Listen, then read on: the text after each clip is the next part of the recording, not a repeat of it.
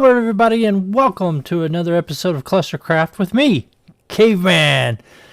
So we're starting out here right down in the skelly spawner, this cave spider spawner, and you can see that I've got the auto sorting system all set up. That's what I was doing off camera. As you can see, we got a place for our string and our spider eyes. We've also got a couple places back here that are for the bones. Make plenty of bone blocks, and of course you know we're going to get bones from this, especially using the looting sword. We also have a space for arrows here, so we got all of our stuff sorted out, and then anything that we don't want we've got back in this back chest right here. So we set it off to the side so that we know like all the armor and all the bows and stuff like that. If we want to keep that stuff we can, if we want to throw it out we can, but either way we can use that there. We've got the enchanting table and all that set up behind us, and another good thing about that is I've got a grindstone back there, so we can take all those enchantments off of the armor and the bows that we get from the skellies, and make sure that we have a good source of other XP that we can get to do all the enchanting that we need to do as well. So I thought it was a good idea to put that down here. The other thing that I wanted to show you guys is the makeup of this spawner. I changed it up a little bit just because of the way that it was sitting. I didn't really care for it too much, but this seems to be working out a little bit better. So I've got the cave spider spawners that come in on the water flow, and they flow underneath this fence post right here.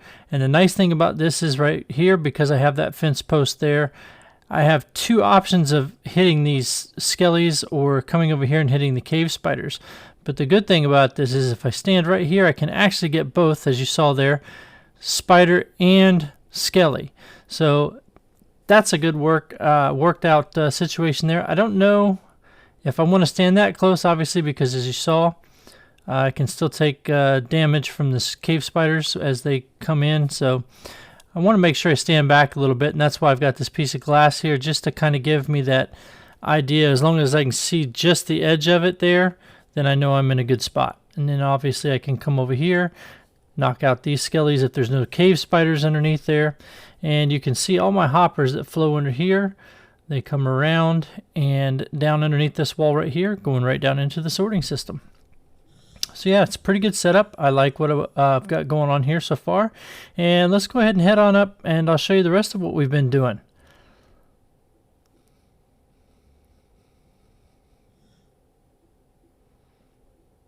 All right, so this is the opening of the mine here.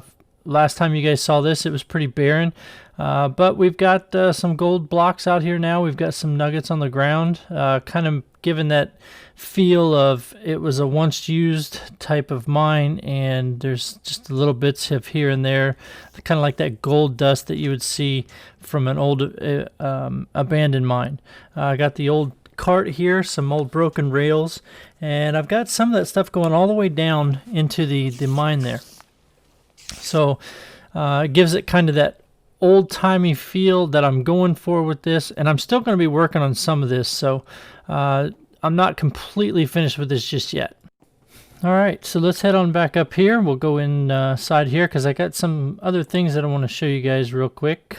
As you can see here, I've been in the nether. I've gotten me a little bit of a nether wart farm going on in here, but I had somebody show up the other day that I wasn't expecting, so it was kind of nice that I was able to get to the nether, because I was able to get a couple blaze rods and make some potions of weakness. And we've got our first villager actually right here, which is what's up, buddy?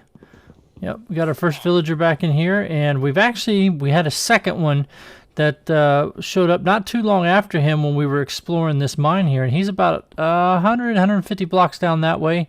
So I'm going to work on getting them together and possibly making my own breeder, so that we can start using villagers in this old western timey town, and maybe put them into the lore of the story that we're making here. So that'll be a fun little project to do as we build this old town back up and just get it going.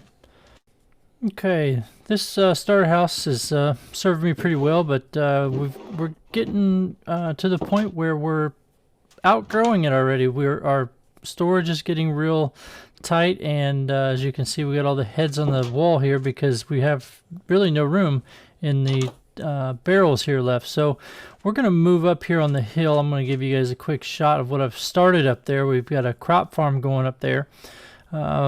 So I think what we're going to do is we're going to take some materials that I've been collecting, and we're going to get up on top of this hill here, and we are going to start doing a starter home that would be outside of the town area, and we'll jump right on that.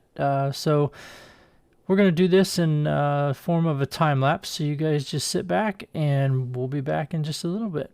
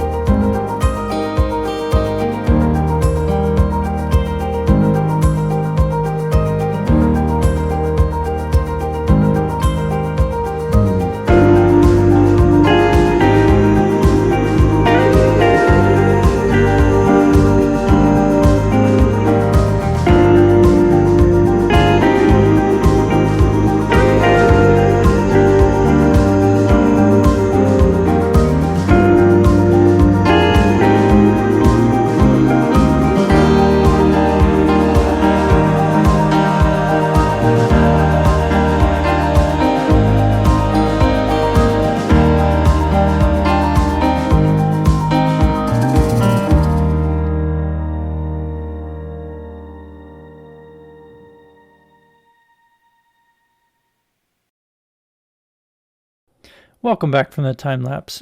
So we're coming up on the front of the house here, and you can see that the front of the house here, the double doors, we have the warped stripped wood around the front.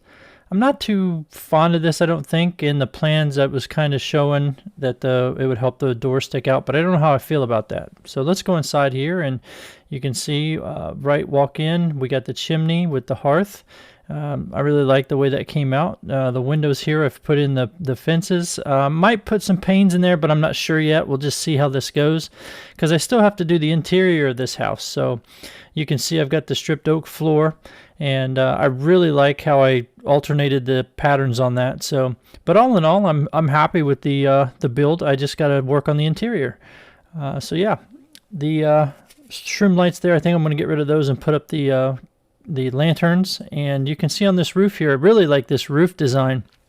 We got the half slabs that do the porch, and then you have that jump up to the steep angle, and I really like how that came out. That was kind of a last minute change to the plans that I had for this. So you can see how it comes up underneath and then goes up steep and comes back and smooths out, and that's kind of a build of the old style, Western style houses, and I can actually expand that back if I want to. So I did a little thing here with the leaves, and I'm not too sure that I care for this just because the coloration here in the Mesa, it's kind of a brownish color. It's not that green fill-in color that you would see in a bush like that, and being out here, I don't think that you would have growth like that. So I'm probably going to get rid of that. But I will be putting some other types of things around the house to kind of dress up the outside. So you can see the chimney here, the chimney on the outside. I don't have the smoke coming up from the top simply because I would have to expand out the top of it, and it just wouldn't look right with this build. So I do have the fire on the inside, but you're never going to see the inside and the outside at the same time. So all in all, I just decided to go away from putting the smoke coming out of the top of the chimney there. But I like overall how this build came together. It's a pretty simple design. I'm sure you guys have seen it in builds before, but this is just kind of my tweak on it. Here I brought up the cattle and the sheep. So we're eventually going to put them in a barn in the back there behind that you can see. But also right here we've got our garden here with our potatoes and our carrots. The wheat and the melons and the pumpkin are over here on this side. And I'm probably going to move these melons and pumpkins out of here just because it takes up too much space, and I could probably use that area for something else. So I have an idea for a pumpkin and melon farm anyway, so we're eventually just going to get rid of this altogether, because you can see the melons they go in and they take out some of the plowed areas and stuff like that, so I just don't like that. But this fence right here, this is going to be the entry, just that old Western style, ranch feel. And I'm going to run this around the area in which this house would own this, or this person would own this property. So you would see like this massive fence around back in the olden days. I think it'll also add a wonderful look to the overall build back here once I get finished.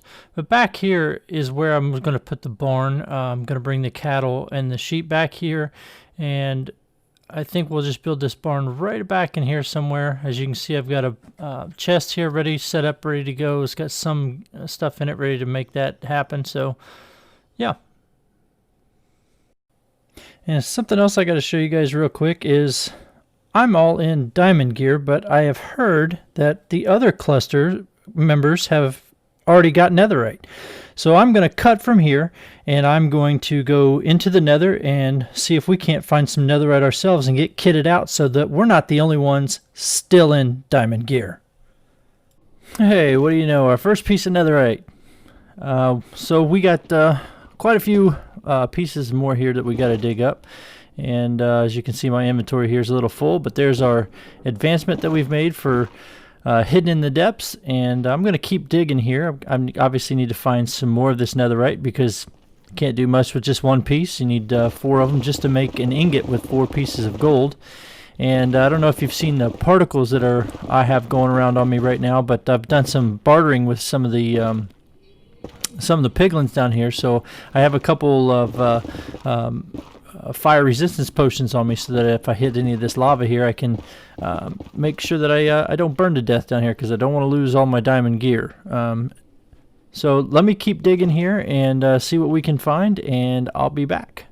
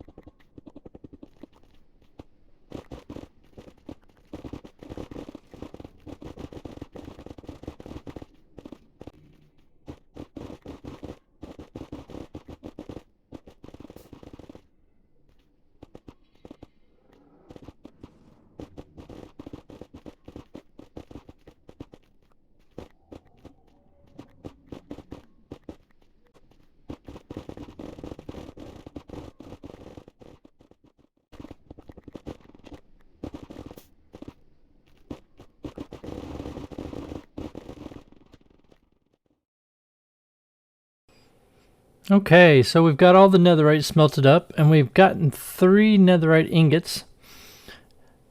So let's see, I'm gonna do my boots probably here, get those done, and my helmet as well, get that taken care of. And I'm gonna do my chest plate on this one just because I think that with all the enchantments that it has on it, I think that would be the best fit. So let's go ahead and put that on and see what we look like here. Oh yeah, I like it. I like it. Just need to get some on those diamond pants, and we'll be all set, ready to go. Well, that's going to be it for us today. I appreciate you guys hanging out with me, and As always, if you like what you saw here today, please hit that thumbs up button. If you'd like to get notified when I put out my next video, make sure you hit that bell and that subscribe button as well. Thank you for hanging out, and this is Caveman saying we'll see you on the next one. Bye bye, everybody.